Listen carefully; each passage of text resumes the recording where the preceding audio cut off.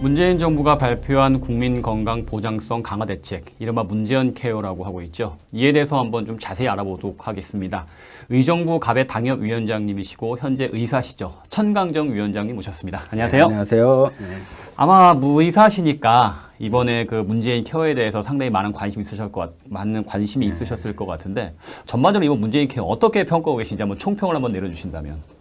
네, 우선 우리 국민들은 대단히 환영할 것으로 봅니다만은 네. 우리 건강보험 재정을 바라봤을 때는 네. 5년 후, 10년 후를 못 내다보는 그러한 보장성 강화 대책이라고 생각이 됩니다. 아하. 그 건강보험에 지금 누적 흑자가 20조가 그렇죠, 20조라고 쌓여 하죠. 있어서 그 중에서 10조를 내다 쓰겠다고 이렇게 하고 있습니다만은 그것은 그 보험 청구액을 지급을 위한 법정 적립금에 해당됩니다. 그렇죠. 건강보험법 제38조 1항에 결산 이익금 중에서 매년 5% 이상씩 적립하게 돼 있습니다. 네. 그리고 보험 급여액의 총 50%를 적립하도록 의무 규정을 두고 있습니다. 근데 지금 현재 그 20조는 50%에 해당되지 않는 31.1%에 지나지가 않습니다.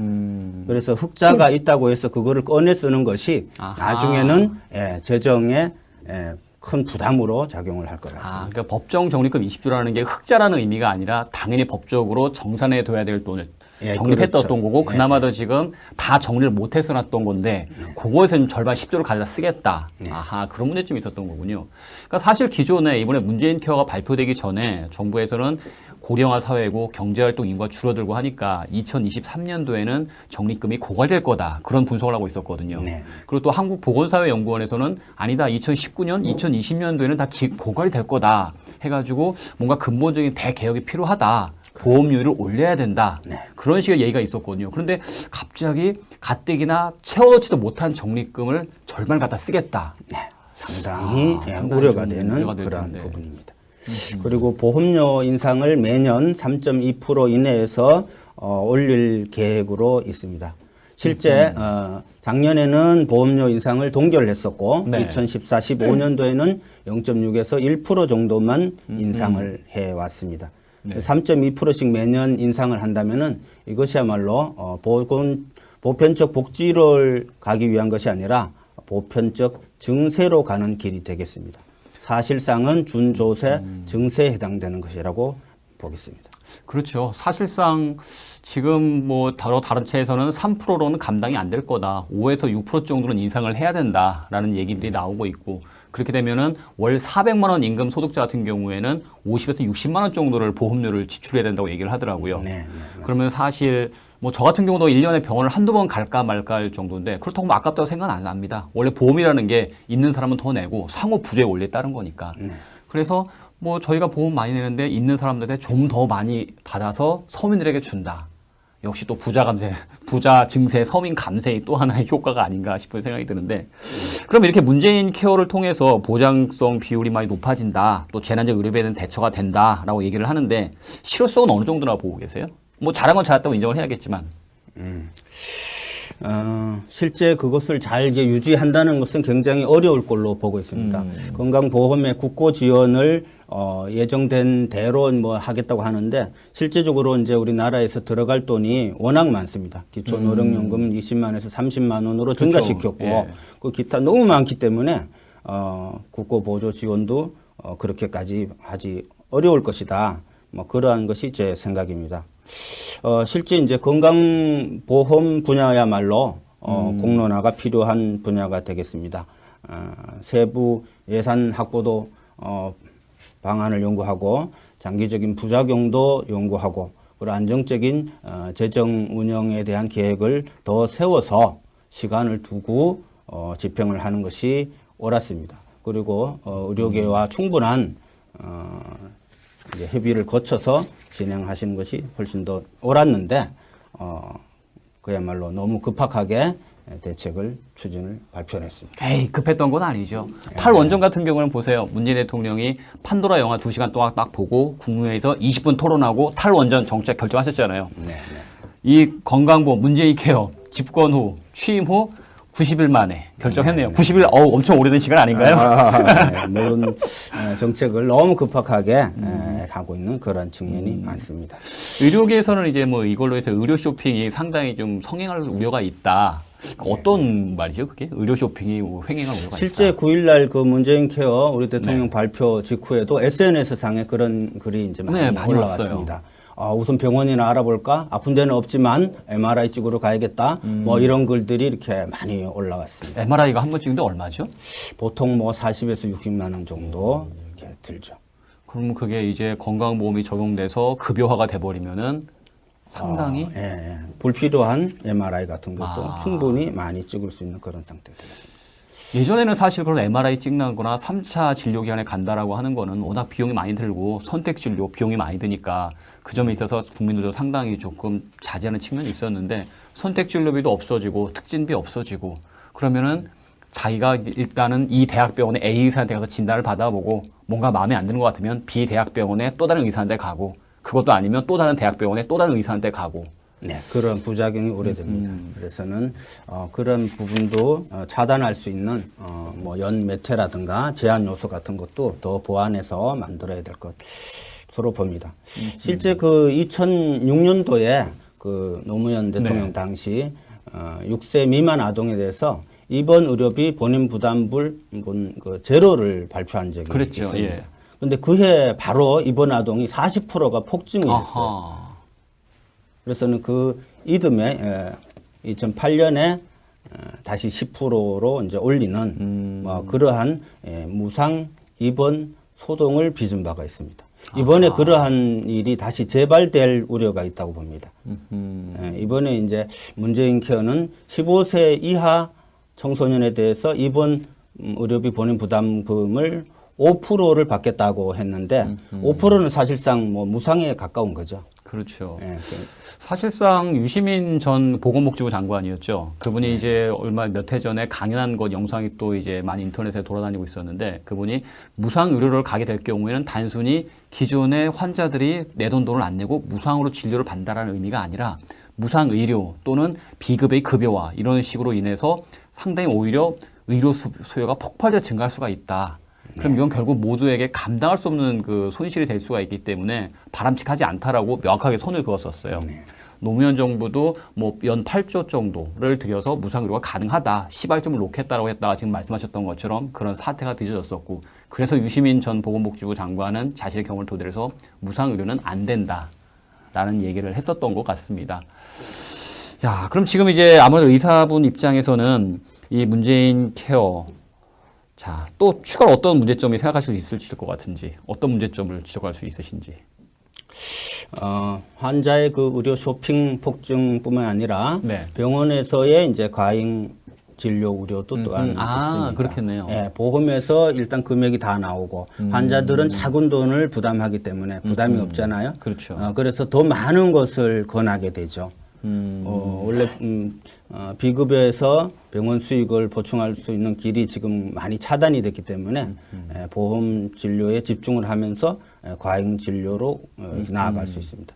뭐 그러한 것이 이제 결국은 의료비 폭증이 일어나면은 보험료 폭탄으로 돌아올 수 있다는. 결국은 우리 국민들에게 의료를 저가로 잘 제공을 하고 싶지만은 나중에 국민들의 큰 부담으로 돌아올 수 있을 것이다라는 뭐 그러한 예측이 됩니다. 현재도 그 건강보험심사평가원 심평원에서 과잉 진료에 대해서는 일정 부분 제재를 하고 어느 정도 이제 컨트롤을 하고 있지 않나요? 그럼요.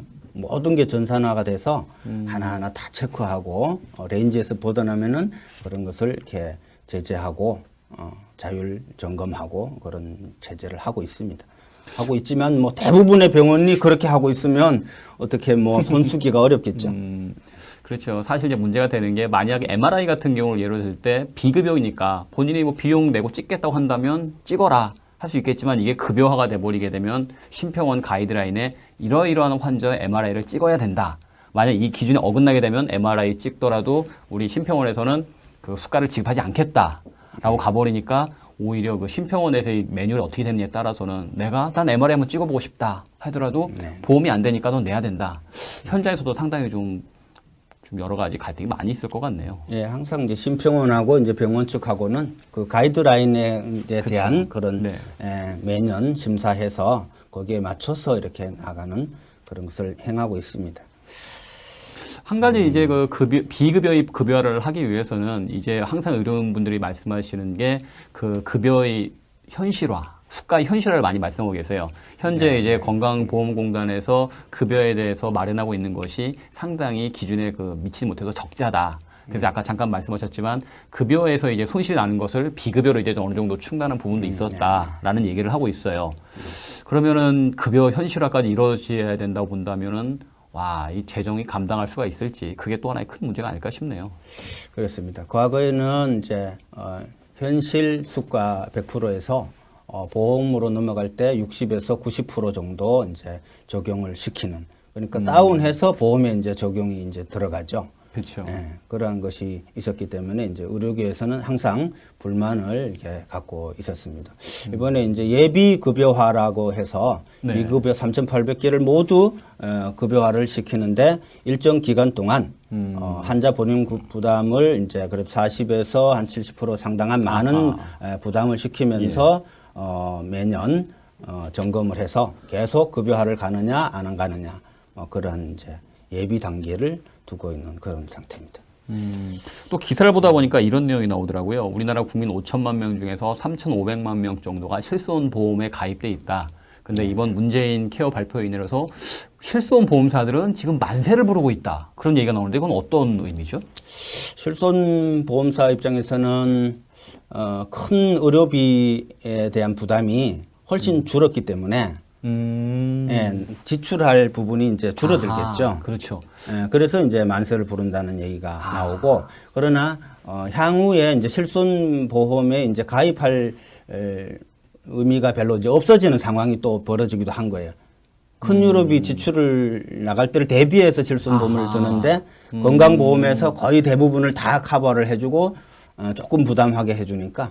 그런 의미군요. 만세를 부를 일도 있지만 또 장기적으로 또 그런 가입수가 또 줄어들 수 있는 그러한 또 측면이 있겠습니다. 그러니까 예전에는 MRI를 찍으면 실손 보험사들에서 40에서 60만 원을 그대로 가입한데 다 다 줘야 보전받죠. 되는데 예. 이제는 MRI를 찍어도 국민 보험공단에서 MRI 이제 앞으로 수가를 30만 원 제한하겠다라고 하면 거기서 또 보험공단에서 나가보고 자기가 환자가 부담하는 비율은 뭐 10만 원씩 안 되니까 그렇죠. 40만 60만 원 주는 걸 10만 원만 나가니까 환자가 일단은 부담한 분만 그렇죠. 실손 보험에서 지급하면 되죠. 예전 60만 원 주던 거를 10만 원 주니까 실손 보험사들은 상당히 이득을 볼 수가 있다. 그렇죠. 지급하는 양이 그런 훨씬 얘기였군요. 이제 줄어들게 되겠죠. 의료계의 목소리가 제대로 반영되지 않았다는 문재인 케어. 그리고 말씀하셨던 것처럼 지금 여러 가지 대안이라든가 제한 조치 또는 어떠한 그 가능성에 대한 그 검토가 충분히 이루어진 것이 아닌가. 근본에서 좀 더 검토가 필요하지 않을까 싶었습니다. 과연 이번에 문재인 케어가 발표가 되면서 정부에서 현장의 목소리를 어느 정도나 반영을 했는지 조금 의문이 드는 시점인데요. 의사분들께서 여러 가지 문제점을 지적하고 계시고 의료 쇼핑 또한 그 관련해서 여러 가지 문제점들이 많이 나오고 있습니다. 과연 충분한 대안을 마련하고 있는지 그렇게 믿고 싶습니다. 자, 오늘 말씀 감사드립니다. 네, 수고하셨습니다. 감사합니다. 북한의 괌 포격 위협 발언이 있고 전쟁 위협이 고조되면서 우리나라에서 괌으로 여행을 가려고 했던 사람들이 괌 여행을 취소하고 있다고 합니다. 여행사들의 고민이 깊어지고 있다고 하는데요. 북한이 괌에 발사할 수 있는 미사일은 수십여 발 정도로 알려지고 있습니다. 그런데 여러분 아십니까? 북한의 장사정포, 수도권을 노리고 있는 이 장사정포는 수백 발, 수천 발입니다. 당장 수십 발 때문에 그리고 괌에 직접 포격하는 것이 아니라 괌 근처 30-40km 떨어진 곳에 쏘겠다는 미사일을 쏘겠다는 북한의 말에 놀라서 괌 여행을 가야 되나 취소하고 있으면서 북한이 서울 불바다를 만들어 버리겠다. 장사정포 수백 문을 동원해서 서울을 초토화시키겠다라고 얘기하고 있는데 우리나라의 안보 현실은 너무도 평온합니다. 내부 결속용이다. 대화와 협력으로 소통해서 풀어가야 한다. 과연 제대로 된 모습일까요? 괌 여행을 취소할 것이 아니라 정부에 대해서 북한에 대해 단호하고 현실적인 조치를 요구하는 것이 필요하지 않을까 싶습니다. 감사합니다.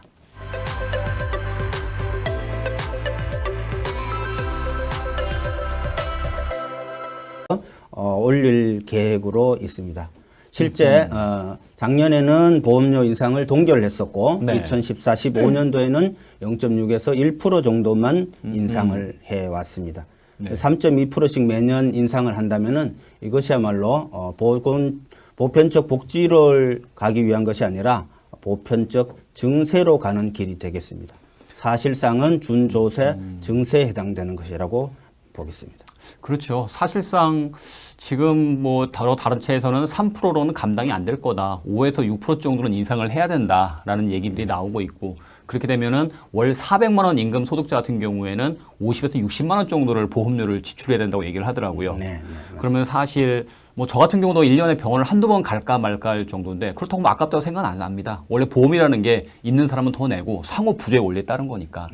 그래서 뭐 저희가 보험 많이 내는데 있는 사람들한테 좀 더 많이 받아서 서민들에게 준다. 역시 또 부자 감세, 부자 증세, 서민 감세의 또 하나의 효과가 아닌가 싶은 생각이 드는데 그럼 이렇게 문재인 케어를 통해서 보장성 비박하게 대책을 추진을 발표했습니다. 에이 급했던 건 아니죠. 탈원전 같은 경우는 보세요. 문재인 대통령이 판도라 영화 2시간 동안 딱 보고 국무회의에서 20분 토론하고 탈원전 정책 결정하셨잖아요. 이 건강보험 문재인 케어 집권 후 취임 후 90일 만에 결정했네요. 90일 엄청 오래된 시간 아닌가요? 모든 정책을 너무 급박하게 하고 있는 그런 측면이 많습니다. 의료계에서는 이제 뭐 이걸로 해서 의료 쇼핑이 상당히 좀 성행할 우려가 있다. 어떤 말이죠, 그게? 의료 쇼핑이 횡행할 우려가 실제 있다. 9일날 그 문재인 케어 우리 대통령 발표 직후에도 SNS 상에 그런 글이 이제 많이 올라왔습니다. 우선 병원이나 알아볼까? 아픈 데는 없지만 MRI 찍으러 가야겠다. 뭐 이런 글들이 이렇게 많이 올라왔습니다. MRI가 한 번 찍는데 얼마죠? 보통 뭐 40에서 60만 원 정도 이렇게 들죠. 그러면 그게 이제 건강보험이 적용돼서 급여화가 돼버리면은 상당히 불필요한 MRI 같은 것도 충분히 많이 찍을 수 있는 그런 상태가 되겠습니다. 예전에는 사실 그런 MRI 찍는 거나 3차 진료기관에 간다라고 하는 거는 문재인 정부가 발표한 국민건강보장성 강화 대책, 이른바 문재인 케어라고 하고 있죠. 이에 대해서 한번 좀 자세히 알아보도록 하겠습니다. 의정부 갑의 당협위원장님이시고 현재 의사시죠. 천강정 위원장님 모셨습니다. 안녕하세요. 네, 안녕하세요. 네. 아마 의사시니까 이번에 그 문재인 케어에 대해서 상당히 많은 관심이 있으셨을 것 같은데 전반적으로 이번 문재인 케어 어떻게 평가하고 계신지 한번 총평을 한번 내려주신다면. 네, 우선 우리 국민들은 대단히 환영할 것으로 봅니다만은 우리 건강보험 재정을 바라봤을 때는 5년 후, 10년 후를 못 내다보는 그러한 보장성 강화 대책이라고 생각이 됩니다.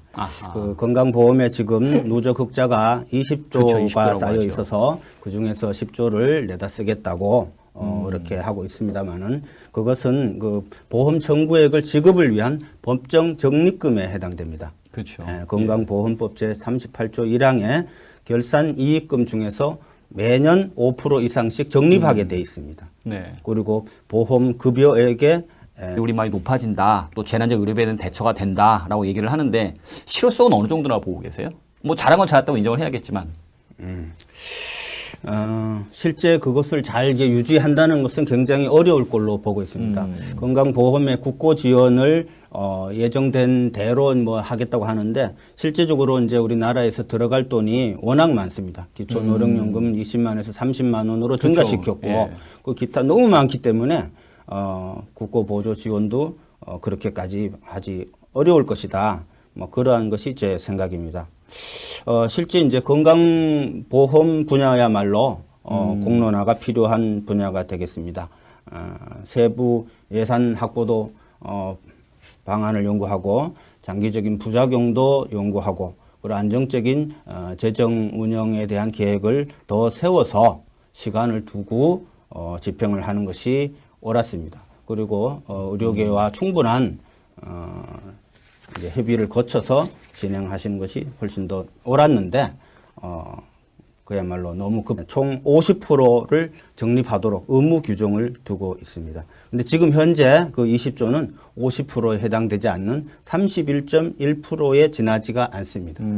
그래서 흑자가 있다고 해서 그거를 꺼내 쓰는 것이 나중에는 재정에 큰 부담으로 작용을 할 것 같습니다. 그러니까 법정 적립금 20조라는 게 흑자라는 의미가 아니라 당연히 법적으로 정산해 둬야 될 돈을 예, 적립했던 그렇죠. 거고 예. 그나마도 지금 다 정리를 못해서 놨던 건데 그거에서 좀 절반 10조를 가져다 쓰겠다. 아하, 그런 문제점이 있었던 거군요.